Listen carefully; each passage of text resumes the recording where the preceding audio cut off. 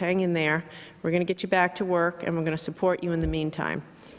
But one group that I mentioned last Saturday that is especially hard hit right now are artists, all kinds of artists, performing artists, graphic artists, dancers. They're really struggling. Art is a major part of Rhode Island's economy, and the fact is, right now, our galleries, our studios, our stages, they're all dark, and that means folks aren't working. And so I want everyone to remember that. One of the best things about Rhode Island is our arts and culture. We punch way above our weight when it comes to arts and culture in Rhode Island. And it's something I've always been proud of, and I know all of us enjoy and we're proud of. But right now, many of our artists are out of work. So last Saturday, I announced the formation of the Rhode Island Artist Relief Fund. And I want to I asked you then, if you were in a position to give, could you please make a donation? And we're distributing those funds to artists who need a hand. In the last week, you've given more than $15,000 to this fund. Good job. Thank you. And we're already in the process of giving it out to our friends and neighbors who are artists. If you're one of the lucky ones, if you're still working right now, and if you're in a position to give in any amount to that fund, to chip in, to help support our artists to get through this time, I'd ask you to go to the website www.artistcommunities.org and search Rhode Island Artist Relief Fund. Rhode Island Artist Relief Fund, and you can make a donation. Anything will help. Anything will help. But I've heard from many artists who are grateful for this, and I want you to know we're going to keep raising money and keep putting it out the door so we can keep supporting you. If you're a local artist who needs support, you can go to the Rhode Island State Council on the Arts website, which all of you know. It's risca.online, and you can apply for funding. Now, it's also no secret that art can be a source of comfort and hope and inspiration. And I think we could all use a little bit of that right now. There's not a person out there in Rhode Island who isn't struggling some days or every day and in our own ways. And we could all use a lift. And art can play a wonderful role in our lives as a way to express ourselves, as a way to connect with other people, as a way to find inspiration and hope, and to be creative. We have to be resilient to get through what we're going through, and creativity is a part of that resilience.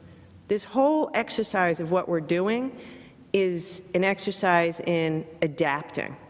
And by the way, we're going to be doing a lot of adapting for the next year. We're going to be pivoting and weaving and adapting because we're living with this virus. And by the way, we're going to do it. We are doing it, and we will do it. We're going to live with it. But creativity and hope and art can really help us to get through that. And what better place than Rhode Island to kick off an arts initiative in order to connect us all and help us get through it. So today I'm announcing an initiative for all Rhode Islanders to connect through art during this difficult time. I've been telling you to stay at home for weeks. Now, I don't want you to be isolated, but it's hard not to get isolated. So let's get together with art. I'm calling on all Rhode Islanders, that means you, whoever you are, I'm calling on you all, of all ages, to create and share family-friendly art with the rest of us.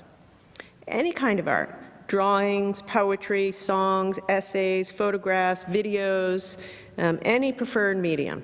Be creative. And anything that's inspiring you during this time, or any feelings you have, or anything you want to share. To share the artwork, I want you to take a picture of it, or make a video, and share it on social media with hashtag RIArts, RIArts. And we want to hear from everybody, and everybody. If you're a professional artist, great. If you're a student, if you're a senior, if you're not a particularly artistic person, but you have something you want to share, everybody. It's a great opportunity to get your creativity out there. Creations can also be submitted via email or in the mail to the Rhode Island State Council on the Arts. you can go to their website for more information. By the way, huge shout out and thank you to Randy at the council. You're terrific, and I appreciate you for doing all the legwork that's been required to make this happen.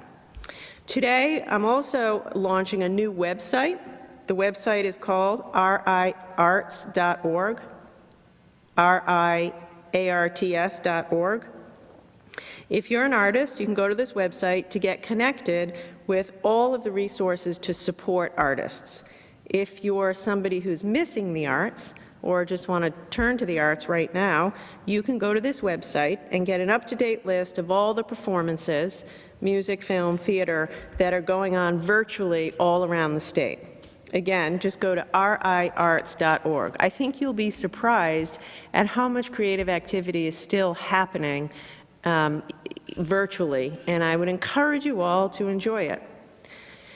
I want to thank Infosys, which is a company here in Rhode Island. It's actually a new company. We recruited them here a couple of years ago, and from the minute they opened their office in Rhode Island, they have been model corporate citizens through their philanthropy and charity and community engagement and volunteerism.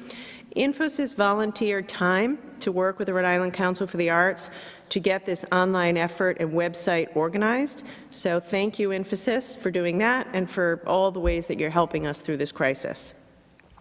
Now, I have one more announcement related to the arts, and this one I'm especially excited about. And it begins from me with a huge thank you to an artist, Shepard Fairey.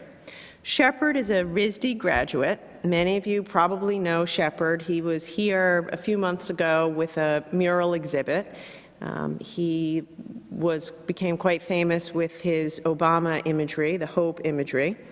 He's a RISD graduate, so we can claim him as one of our own. He's a renowned artist and founder of the Obey brand for creating a beautiful and inspirational image. He's calling the image Rhode Island Angel of Hope and Strength. So hopefully you're seeing the image right now on your screen. And I hope you agree with me that it is beautiful and it's inspirational. I called Shepard about a month ago, and I asked him if he would consider donating his time to create us a hopeful image, because I think we could all use a hopeful image right now. And he did exactly that. I love it. It's Rhode Island. It's hopeful. It's a young woman. So many of the people who are frontline healthcare workers right now are young women. And it's a show of strength and resilience. And it's something that I think we can all really appreciate. It's also a great nod and show of appreciation to all of our first responders. So many people have continued to go to work every day. First responders, people in state service, doctors, nurses, therapists, all frontline workers. Even think about the cleaning people in the nursing homes. They haven't gotten a day off. They're out there every day keeping us safe. And often they're afraid to go to work, but they do it. And I'm proud of you, and I'm grateful for you, and I admire your bravery. So this is for you. This is a thank you from us to you, and this is for all of Rhode Island. It's time to be brave. It's time to be strong. It's time to dig deep and get through this together as a community. And I have always found that a hopeful image is a way to galvanize and connect one another. I would like to say, without hesitation, Shepard agreed to do this when I called him. He didn't say, let me think about it and I'll call you back in a few days. He said, absolutely, I'm an honorary Rhode Islander. I'm so fond of my time at RISD, and anything I can do to help out, count me in. So Shepard, thank you for this image, and I think you nailed it. I love it. The image is going to be available for free downloads on RhodeIslandArts.org. So you can carry it with you. You can turn it into a screensaver. You can, put it on your phone, your computer, print it out. I know some people have said they're going to print it out and put it in their window. We're trying to get some of the local print publications to print it in the paper. But I hope it's a way that we can come together. Lastly, to help us spread the inspiration of Shepard's image, his alma mater, RISD, will be projecting the image on 2 buildings starting tonight at 7:30 every night for the next week. One location is on the Market Square side of the RISD Auditorium, 17 Canal Walk, and the second location is on the back of 20 Washington Place, which is visible along Steeple Street.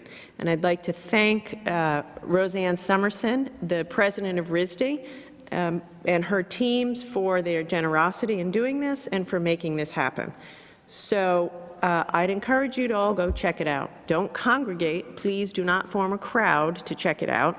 But it's there every night, all night, starting at 7:30 for the next week. So if you have a minute, drive by, take a walk by, and say thank you to our first responders. And I hope you find some hope and inspiration in this unifying image.